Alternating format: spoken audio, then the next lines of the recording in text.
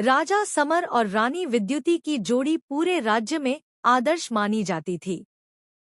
लेकिन हर रात रानी किसी ना किसी बहाने से महल से बाहर निकलती, कभी कहती मंदिर जा रही हूँ, कभी कहती ध्यान करने। असल में वो घने जंगल के भीतर एक ताकतवर और आकर्षक वनवासी युवक अग्निवर से मिलने जाती थी।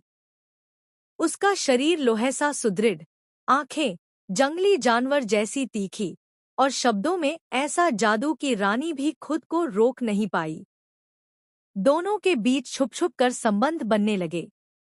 जंगल के एक सुनसान तालाब के किनारे चांदनी रातों में वो मिलते, जहां ना राज्य था ना नियम। कुछ महीने बाद रानी अचानक बेहोश हो गई।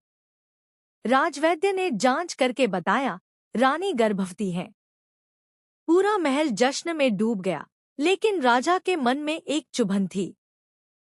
कई महीनों से रानी उससे दूर रही थी, फिर ये संतान कैसे? संदेह से व्याकुल राजा एक दिन जंगल की ओर निकल पड़ा।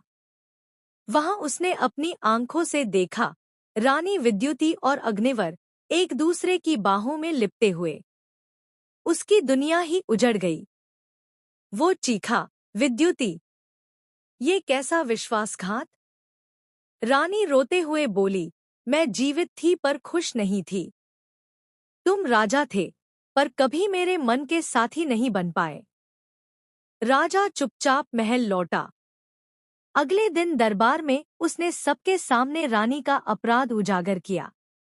लेकिन रानी ने सिर झुकाकर जवाब दिया, मैंने जो किया वो मेरी आत्मा की पुकार थी। ये राजमहल मुझे सोने का पिंजरा लगा। राजा ने अपना मुकुट उतार दिया और बोला, जो अपने घर को नहीं समझ पाया, उसे राज्य चलाने का अधिकार नहीं।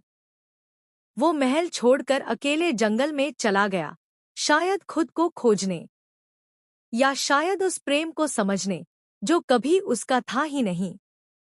कभी कभी राजा हारता है, लेकिन इंसान बनता है।